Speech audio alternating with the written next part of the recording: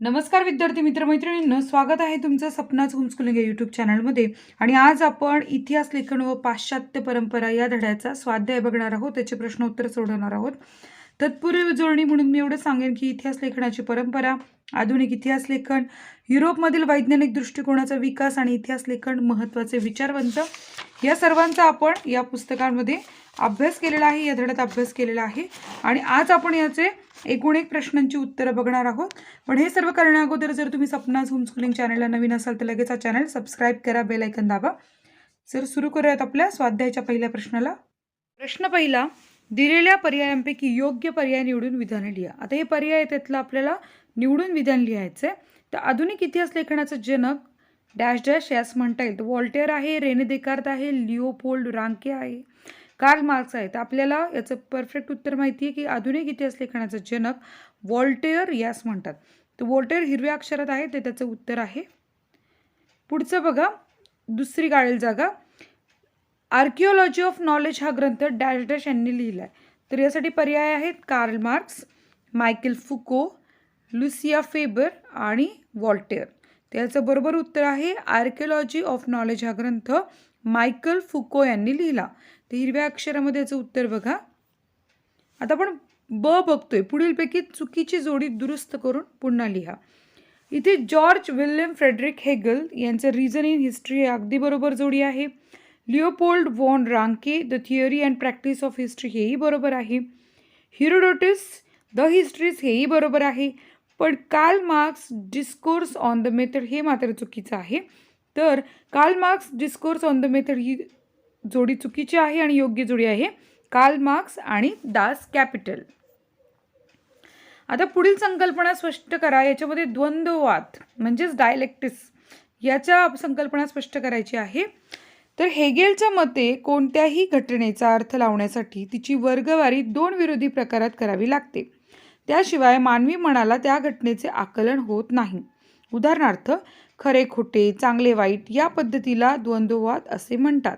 आणि या पद्धतीत प्रथम एक सिद्धांत मांडला जातो, त्यानंतर त्या पद्धतीला छेद देणारा प्रतिसिद्धांत मांडला जातो आणि त्या दोन्ही सिद्धांताच्या तर्काधिष्ठित उहापोहानंतर त्या दोघांचे सार ज्या सामावले आहेत अशा सिद्धांताची समन्वयात्मक मांडणी केली जाते. तर आपण धड्यामध्ये पण स्पष्टीकरण पाहिलं होतं आणि आत्ताही पाहिलं की कुठले दोन सिद्धांत, जे बरोबर आणि वाईट असे दोन्ही सिद्धांत मांडून त्याच्या विरोधी किंवा बाजूनं मत मांडून मग आपण त्याच्या मतावर येतो की नेमका आपल्याला काय इथे सिद्धांत मिळाला आहे. तर अशा प्रकारे हा द्वंद्ववाद आहे. पुढचा आहे ॲनल्स प्रणाली. तर ॲनल्स प्रणाली म्हणजे काय? तर 20व्या शतकाच्या सुरुवातीस फ्रान्समध्ये ॲनल्स नावाने ओळखली जाणारी इतिहास लेखनाची प्रणाली उदयास आली. म्हणजे ॲनल्स ही इतिहास लेखनाची प्रणाली आहे आणि ॲनल्स प्रणालीमुळे इतिहास लेखनाला एक वेगळीच दिशा मिळाली. इतिहासाचा अभ्यास फक्त राजकीय घडामोडी, राजे, महान नेते आणि त्या अनुषंगाने राजकारण, मुत्सद्देगिरी, युद्धे यांच्यावर केंद्रित न करता, म्हणजे पूर्वी सगळा अभ्यास राजे राजवडे राजकीय घडामोडीवर होता ना, तर त्याच्याऐवजी तत्कालीन हवामान, स्थानिक लोक, शेती, व्यापार, तंत्रज्ञान, दळणवळण, संपर्काची साधनं, सामाजिक विभागणी आणि समूहाची मानसिकता यांच्या विषयाचा अभ्यास करणे महत्त्वाचे मानले जाऊ लागले. प्रश्न तिसरा आहे, पुढील विधाने सकारण स्पष्ट करा. तर पहिलं विधान आहे, स्त्रियांच्या आयुष्याशी निगडीत विविध पैलूंवर विचार करणारे संशोधन सुरू झाले. याचं उत्तर आहे की सिमोन द बोवा या फ्रेंच विदुषीने स्त्रीवादाची मूलभूत भूमिका सिद्ध केली. इतिहास लेखनामध्ये स्त्रियांचा अंतर्भाव करण्याबरोबर इतिहास लेखनाच्या क्षेत्रातील पुरुषप्रधान दृष्टिकोनाचा पुनर्विचार करण्यावर भर दिला. त्यानंतर त्यांच्या आयुष्याशी निगडीत नोकरी, रोजगार, ट्रेड युनियन, त्यांसाठी काम करणाऱ्या संस्था, स्त्रियांचे कौटुंबिक आयुष्य यांसारखे विविध पैलूंचा सविस्तर विचार करणारे संशोधन सुरू झाले. दुसरा प्रश्न, फुको यांच्या लेखन पद्धतीला ज्ञानाचे पुरातत्व म्हटले जात आहे. त्याचं उत्तर बघा. फुको यांनी इतिहासाची कालक्रमानुसार अखंड मांडणी करण्याची पद्धत चुकीची आहे असे प्रतिपादन केले. पुरातत्वमध्ये अंतिम सत्यापर्यंत पोहोचणे हे उद्दिष्ट नसून भूतकाळातील स्थित्यंतरांचे स्पष्टीकरण देण्याचा प्रयत्न असतो आणि याकडे त्याचे लक्ष वेधले आणि इतिहासातील स्थित्यंतरांचे स्पष्टीकरण देण्यावर भर दिला आणि म्हणून त्याने या पद्धतीला ज्ञानाचे पुरातत्व असे म्हटले. पुढचा प्रश्न आहे प्रश्न 4. पुढील प्रश्नांची 25 ते 30 शब्दात उत्तरे लिहा. तर पहिला प्रश्न बघा, इतिहास लेखन म्हणजे काय? याचं उत्तर आहे इतिहास लेखन म्हणजे पहिला मुद्दा उपलब्ध ऐतिहासिक माहितीचे संकलन आणि विश्लेषण करणे. दुसरा मुद्दा आहे त्या माहितीची स्थळ व काळ यांच्या संदर्भात माहिती घेऊन त्या माहितीच्या संदर्भात योग्य प्रश्नांची मांडणी करणे. आणि तिसरा आहे उपलब्ध माहितीचे संदर्भ तपासून चिकित्सक संशोधन करणे. या पद्धतीने केलेले लेखन पद्धतीला इतिहास लेखन असे म्हणतात. पुढचा प्रश्न आहे रेने देकार्त यांनी इतिहास लेखनात कोणत्या मताचा आग्रह धरला? तर पहिलं घेऊयात आपण उत्तर. रेने देकार्त हे फ्रेंच तत्त्वज्ञ होते. दुसरा मुद्दा, इतिहास लेखनासाठी वापरल्या जाणाऱ्या ऐतिहासिक साधनांची विशेषतः कागदपत्रांची विश्वासार्हता तपासून घेणे आवश्यक आहे हे मत ते आग्रहानं मांडत होते. तिसरा मुद्दा, एखादी गोष्ट सत्य आहे असे निसंशयरित्या प्रस्थापित होत नाही तोपर्यंत तिचा स्वीकार कदापि करू नये हे त्यांचे मत होते. पुढचा प्रश्न आहे व्हॉल्टेअर यांना आधुनिक इतिहास लेखनाचे जनक असे का म्हटले आहे? तर व्हॉल्टेअर हे फ्रेंच तत्त्वज्ञ होते. त्याचं उत्तर बघतोय.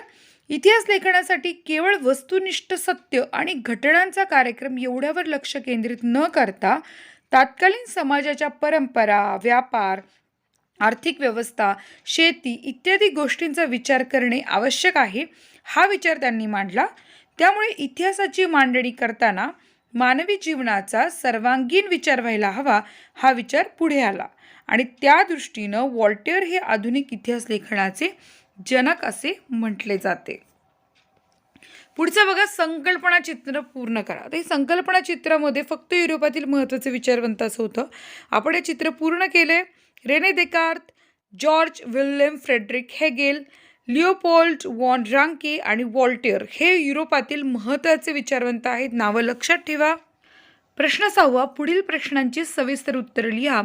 तर पहिला प्रश्न आहे कार्ल मार्क्स यांचा वर्ग सिद्धांत स्पष्ट करा. तर उत्तर बघा, 19व्या शतकाच्या उत्तरार्ध जर्मनीच्या कार्ल मार्क्स यांचा वर्ग सिद्धांत मांडला. यांच्या मते इतिहास हा अमूर्त कल्पनांचा नसून जिवंत माणसांचा तर असतो. पहिला मुद्दा आहे. दुसरा मुद्दा बघा, माणसांमधील नातेसंबंध त्यांच्या मूलभूत गरजा भागवण्यासाठी उपलब्ध असलेल्या उत्पादन साधनांच्या स्वरूपावर व मालकीवर अवलंबून असतात. तिसरा मुद्दा आहे, समाजातील वेगवेगळ्या घटकांना ही साधने समप्रमाणात उपलब्ध होत नाहीत. त्यातून समाजाची वर्गवार आधारित विषय विभागणी होऊन वर्ग संघर्ष निर्माण होतो. आणि चौथा मुद्दा आहे, ज्या वर्गाच्या ताब्यात उत्पादन साधने असतात तो इतर वर्गाचे आर्थिक शोषण करतो. आणि पाचवा मुद्दा आहे की मानवी इतिहास अशाच वर्ग संघर्षाचा इतिहास आहे. पुढचा प्रश्न बघूयात. आधुनिक इतिहास लेखन पद्धतीत 4 वैशिष्ट्ये कोणती? त्याचं उत्तर आहे आधुनिक इतिहास लेखन पद्धतीत 4 वैशिष्ट्य पुढील प्रमाणे. पहिलं वैशिष्ट्य, या शास्त्रशुद्ध पद्धतीची सुरुवात योग्य प्रश्नांची मांडणी करण्यापासून होते.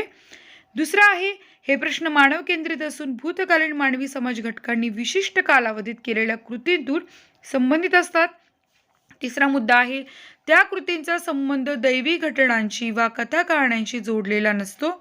त्या प्रश्नांच्या उत्तरांना इतिहासातील विश्वासार्ह पुराव्यांचा आधार असल्याने त्यांची मांडणी तर्कसंगत असते.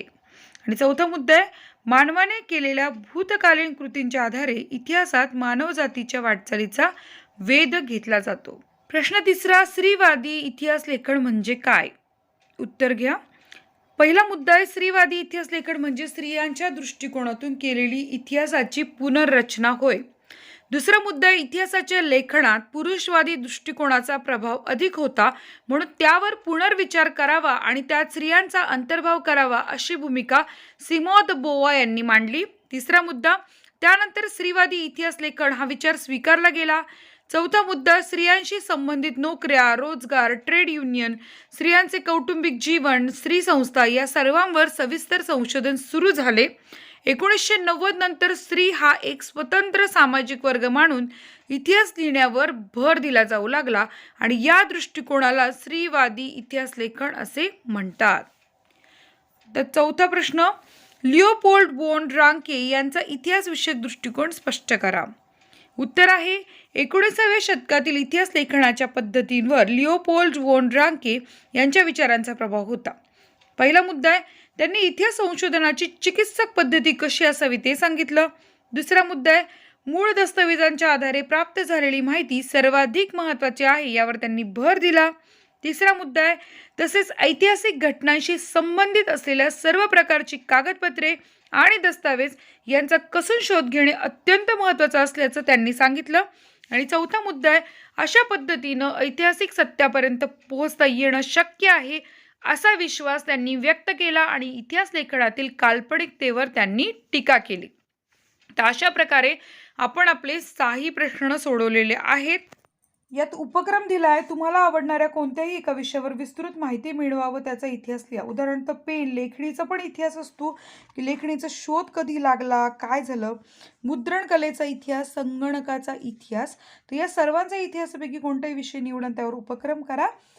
जर तुम्हाला काही अडचण आली उपक्रम करण्यात तर तुम्ही कमेंट करून सांगू शकता, मी तुमची नक्की मदत करेन. तर व्हिडिओ आवडला असेल तर नक्की लाईक करा, शेअर करा, कमेंट करा आणि सपनाज होमस्कूलिंग चॅनलला सबस्क्राईब करा. भेटूयात आपण नेक्स्ट व्हिडिओमध्ये. तोपर्यंत बाय बाय.